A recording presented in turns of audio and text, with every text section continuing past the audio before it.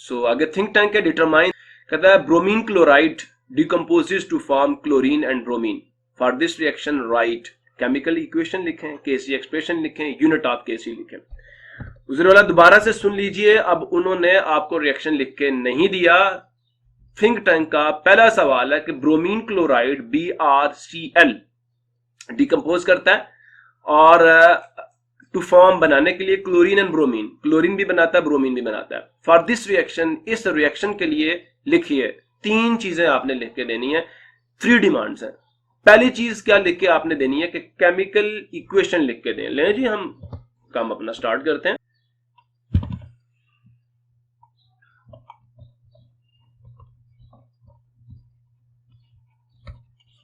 पहला क्वेश्चन क्या है? ब्रोमीन क्लोराइड डिकम्पोज करता है, क्लोरीन और ब्रोमीन बनाता है। इसके लिए आपने केमिकल इक्वेशन लिख के देनी है और वो बैलेंस्ड होनी चाहिए। अगर बैलेंस नहीं होगी तो केसी एक्सप्रेशन हम लोग नहीं लिख पाएंगे। सो आइए अपने काम का आगाज करते हैं। रिएक्शन क्या है? फर्स्ट पार्ट,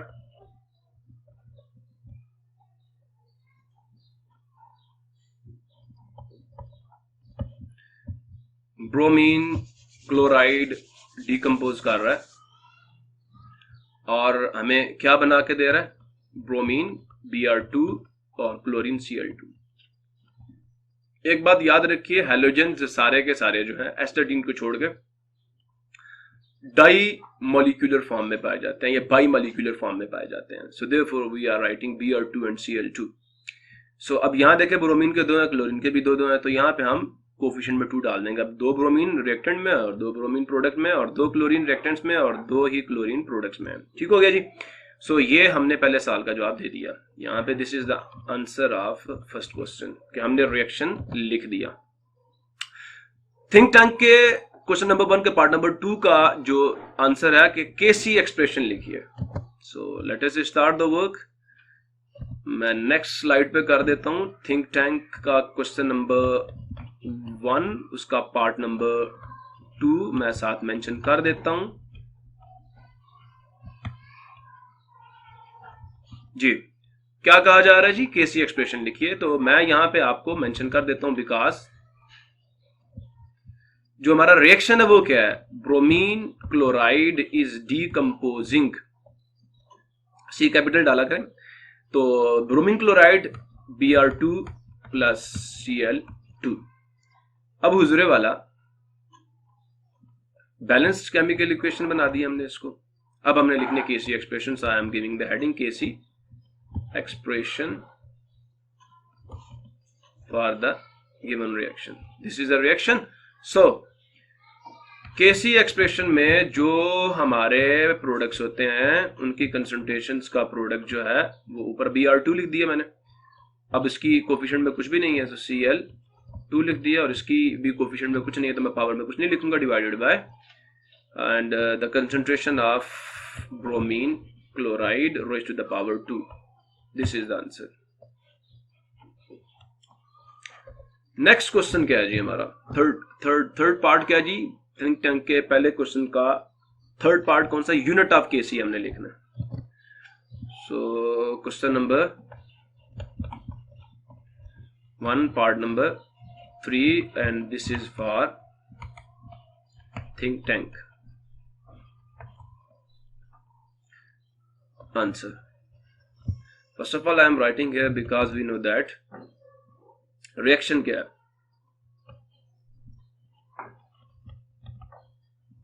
सॉरी, मैं मैथमेटिशियन हूं तो मैं मैथमेटिकल सिंबल्स ज्यादा यूज करता हूं। आप इंग्लिश में बिकॉज लिख दें।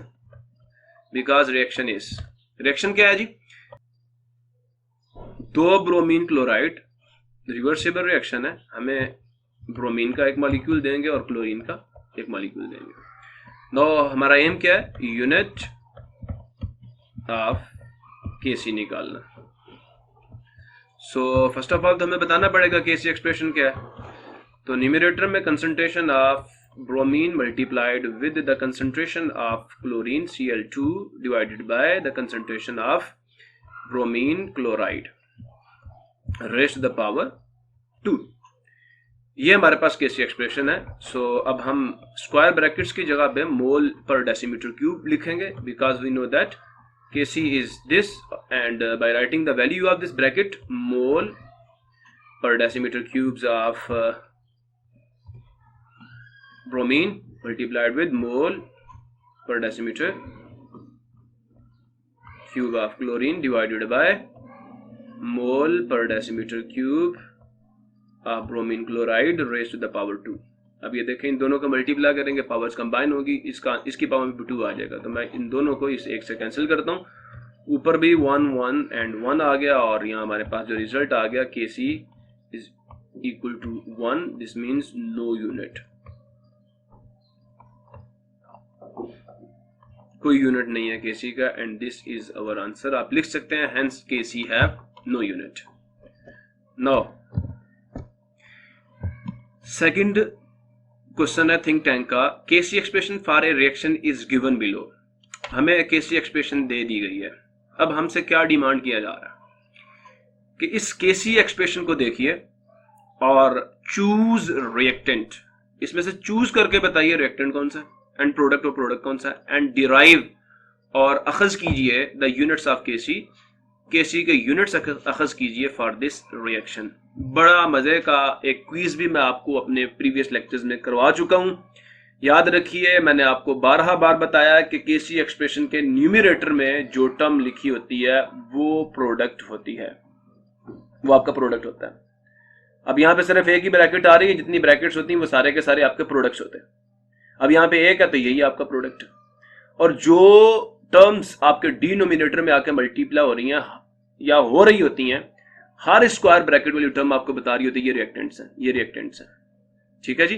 तो यहाँ पे हमारा जो प्रोडक्ट है दैट इज नाइट्रोजन डाइऑक्साइड, और जो हमारा रिएक्टेंट है दैट इज N2O4। अब मैं इसको अपने वर्ड्स में लिख के बताऊंगा, क्योंकि आपने पेपर में लिखना है, टीचर ने आपसे सुनना तो नहीं है ना, तो आपने लिख के बताना है कि इसका आंसर क्या होगा। So I am writing the answer of question number 2।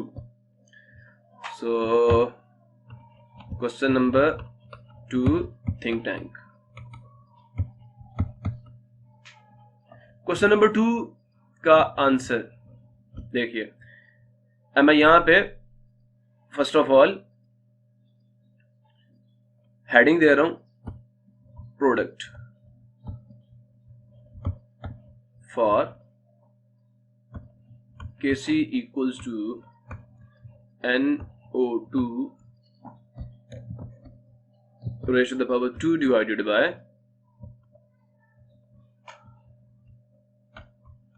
N2O4 dinitrogen tetroxide. ये Kc एक्सप्रेशन मैंने लिख दी, और अब मैं यहां पे आपको प्रोडक्ट लिख के दे देता हूं। This is your heading. तो कौन है जी प्रोडक्ट? न्यूमरेटर में जो टर्म लिखी गई होती है, आपने पेपर में ये मेंशन नहीं करना, सिर्फ आपके लिए मैं मेंशन कर रहा हूं कि this is product.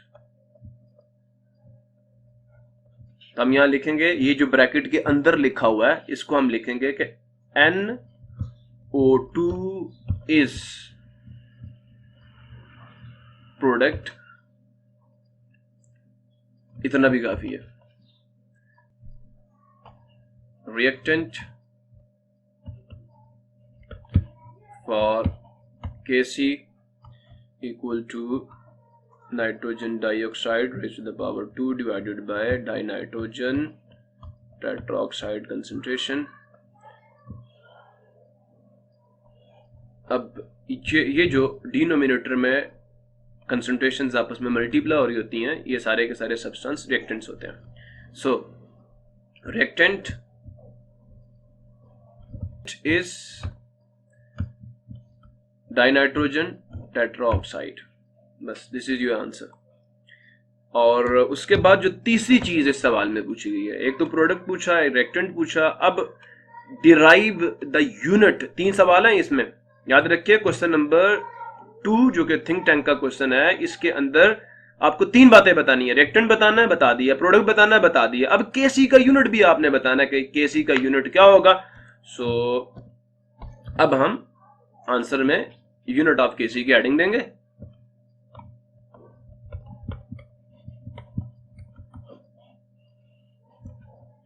So because we know that Kc जो हमें क्वेश्चन में गिवन है that is the concentration of nitrogen dioxide raised to the power 2 divided by dinitrogen tetraoxide concentration.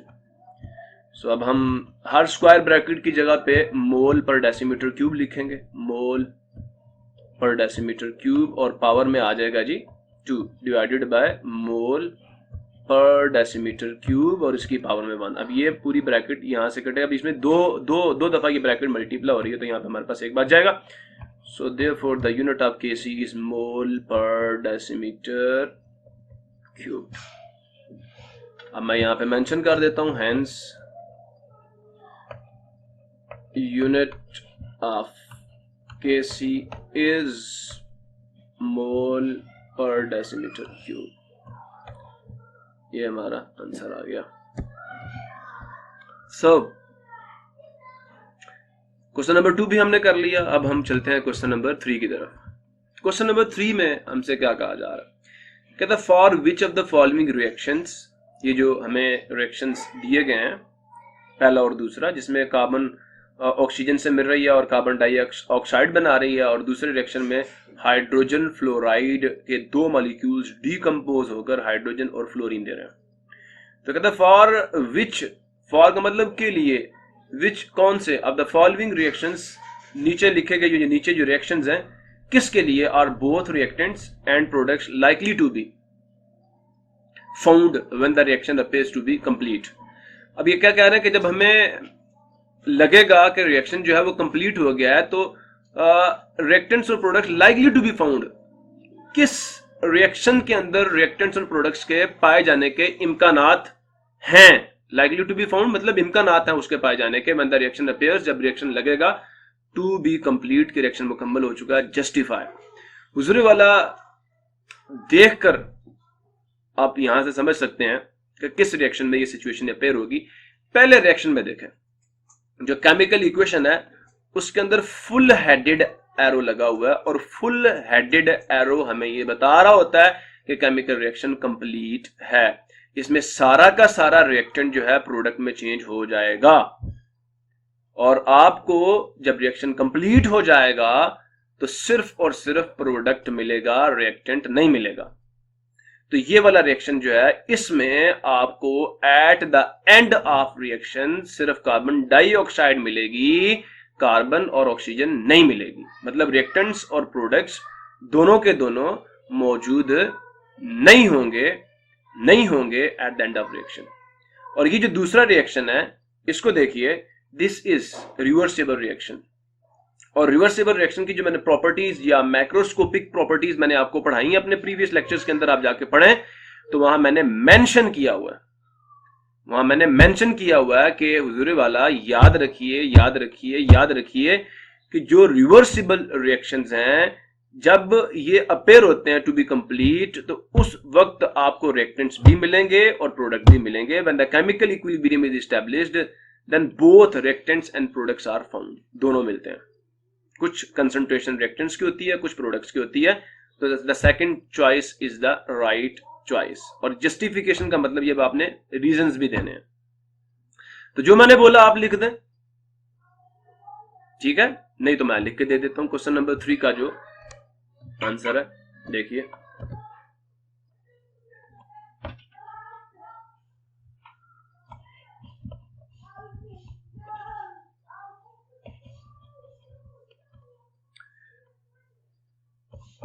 in carbon plus oxygen gives you CO2. Full headed arrow shows that reaction is complete.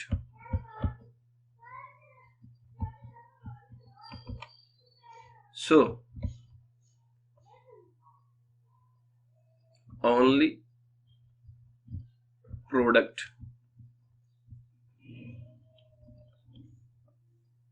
will be found। और product कौन है, मैं ऊपर brackets में mention कर देता हूं, CO2 will be found when reaction appears to be complete, full stop. ठीक है जी। सो अब मैं यहां पे दूसरा लिख रहा हूं, द रिएक्शन, कौन सा रिएक्शन? हाइड्रोजन फ्लोराइड डिकम्पोज हो रहा है और हमें दे रहा है क्या? हाइड्रोजन और fluorine.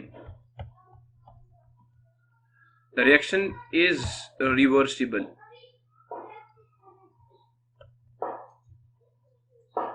Reaction, so both reactants and products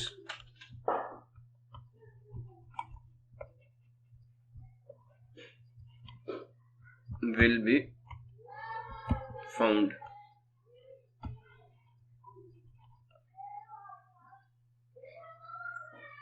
FOUND, found when the reaction appears to be complete. So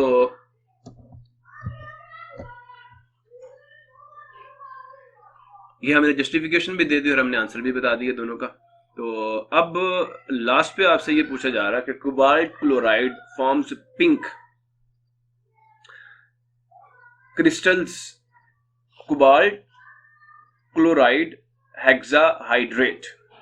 जब कोबाल्ट क्लोराइड के साथ वाटर के 6 मॉलिक्यूल्स कंबाइन करते हैं तो जो इसकी इसे वाटर ऑफ क्रिस्टलाइजेशन कहते हैं, ये 6 वाटर के मॉलिक्यूल्स हैं। तो इसकी जो क्रिस्टल्स होती हैं उनका कलर पिंक होता है। When they are heated, water is evolved. जब आप इन क्रिस्टल्स को पकड़कर हीट करेंगे तो पानी उड़ जाएगा। एंड दे टर्न ब्लू, और इनका जो रंग है, अब ये हाइड्रेटेड नहीं है, ये क्रिस्टलाइन फॉर्म में नहीं है, ये क्रिस्टलाइन फॉर्म में, ये क्रिस्टलाइन फॉर्म में नहीं है। तो जैसे ये 6 वाटर के मॉलिक्यूल जिसके अंदर से उड़ेंगे तो क्या होगा? आपको ब्लू कलर का कोबाल्ट क्लोराइड मिलेगा। तो can you use cobalt chloride as a test for water? Can you use, क्या आप इस्तेमाल कर सकते हैं कोबाल्ट क्लोराइड को as a test for water, पानी के लिए बतौर टेस्ट के कि हाँ किसी जगह पानी मौजूद है या नहीं, उसके लिए आर्ग्यू। आपने अब इसके ऊपर क्या करना है? दलाल देने हैं। सो हुजूरे वाला कलर इन, जो कलर में चेंज आ रहा है, चेंज इन कलर जो है वो हमें बता रहा है कि वाटर मौजूद है। जैसे अगर ब्लू कलर है तो दिस मीन वहां पे वाटर मौजूद नहीं है। कोबाल्ट क्लोराइड को अगर हम कहीं पे रखें और चेक करें कि उसका कलर जो है वो पिंक में चेंज हो गया है तो दिस मीन वहां पे वाटर है। ये वाटर को एब्जॉर्ब करेगा अपने अंदर। कोबाल्ट क्लोराइड जो है वाटर को एब्जॉर्ब करके क्रिस्टलाइन फॉर्म में कन्वर्ट होगा। तो ब्लू कलर से पिंक कलर में चेंज होना हमें ये बताएगा कि वहां पे वाटर मौजूद है। और अगर उसका कलर ब्लू ही रहता है तो दिस मीन वहां पे वाटर मौजूद नहीं है। फिर सुन ले, डिहाइड्रेटेड कोबाल्ट क्लोराइड का कलर जो है वो ब्लू होता है। और जैसे आपने इसको किसी जगह पे रखा और इसने वाटर एब्जॉर्ब किया और अपनी पिंक फॉर्म में, जो कि क्रिस्टलाइन फॉर्म है, उसमें कन्वर्ट हुआ, तो ये आपको क्या बता रहा है? इंडिकेशन दे रहा है भाई वाटर मौजूद है। So let us start the work. अब हम लिखते हैं कि इसका आंसर क्या होगा। आर्ग्यू करना है कि कैन वी यूज, तो हम इसका जवाब देते हैं जी। आंसर देखें, yes we can use, yes O छोटा डालना, cobalt chloride as a test for water.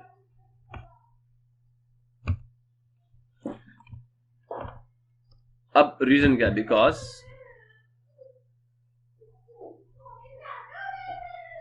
pink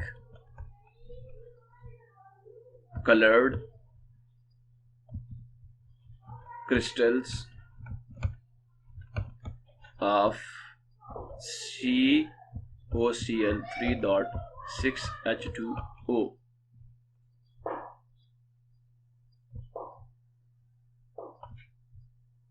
crystals होगा तो फिर यहाँ पे मैं शो डालूंगा the presence of water by following reaction. Reaction जो यहाँ पे आपको लिखा हुआ है, ये तो डिहाइड्रेशन का, तो मैं आपको लिख देता हूं कि जब कोबाल्ट क्लोराइड COCl3, ये इस रिएक्शन को आप उल्टा करके लिखें, इसको पहले लिख दें, इसको बाद में लिख दें। ये जो ब्लू कलर में आपका कोबाल्ट क्लोराइड है डिहाइड्रेटेड, मैं यहां पे लिख देता हूं कि ब्लू कलर जो है जब इसके साथ वाटर मिलेगा H2O तो क्या होगा जी, COCl3.6H2O हेक्साहाइड्रेट, ये 6 मॉलिक्यूल्स के साथ मिलेंगे और इसका रंग क्या हो जाएगा, पिंक। तो बता चेंज इन कलर, अगर ब्लू कलर्ड कोबाल्ट क्लोराइड जो है उसको 6 वाटर के मॉलिक्यूल्स दे दिए जाएं तो वो अपना कलर क्या कर लेगा, पिंक कर लेगा, अपना कलर चेंज कर लेगा। तो this change in colour of cobalt chloride from blue to pink gives us the indication that कि water is present at that place. और अगर ये पिंक कलर में कन्वर्ट नहीं होता, मतलब कोई रिएक्शन नहीं होता, कब नहीं होगा ये कलर, कब चेंज नहीं होगा, जब वाटर मॉलिक्यूल्स नहीं होंगे। तो when COCl3 absorbs water molecules, it is converted into the hydrated cobalt chloride crystals. So it shows the pink color. So the appearance of pink color tells us that water is present at that place. तो इसी के साथ हुजूर वाला हमारे जो questions हैं वो खत्म हो गए और अब नेक्स्ट चैप्टर मैं लेक्चर्स इसके अपलोड कर रहा हूँ, लेकिन कुछ बच्चों ने कहा कि सर इसकी एक्सरसाइजेज जो हैं प्रीवियस चैप्टर की वो नहीं आई अभी तक। मैंने अब अल्हम्दुलिल्लाह वो भी जिसे कहते हैं कि एक्सरसाइज का सोल्यूशन बना के अब आप तक पहुंचा दिया। अब आप इसको सुने और अच्छे अच्छे मार्क्स लें, अपने माँ बाप का, उस्तादों का नाम रोशन करें। दोनों लेक्चर मेरी कोई बात आपको बुरी लगी उसके लिए मैं माजरत चाहता हूँ। फी अमानिल्लाह, पाकिस्तान जिंदाबाद।